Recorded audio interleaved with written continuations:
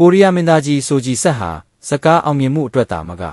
ဇက်ဖွဲ့သားတွေအပေါ်ထားရှိတဲ့ကျင်နာမှုကြောင့်လည်းပရိသတ်တွေရဲ့နှလုံးသားကိုထပ်မံရရှိနေပါတယ်။အေဂျင့်ကင်ရီအက်တီဘေးတက်ဆိုတဲ့2026ခုနှစ်ရဲ့လူကြည့်များတဲ့ကိုရီးယားဒရမ်မာဇလန်တွဲရဲ့အောင်မြင်မှုအပြီးမှာဆိုဂျီဆက်ဟာဇကားနောက်ွယ်ကတရုတ်ဆောင်များနဲ့အဖွဲ့ဝင်တွေကိုကျေးဇူးတင်တဲ့အနေနဲ့ထူးခြားတဲ့လက်ဆောင်တစ်ခုပေးအပ်ခဲ့ပါတယ်။သူဟာတရုတ်ဆောင်နဲ့ဝန်ထမ်းစုပေါင်းလူ300နီးပါးကိုတကယ်ရန်ရွှေတုံးစီလက်ဆောင်ပေးခဲ့ပြီး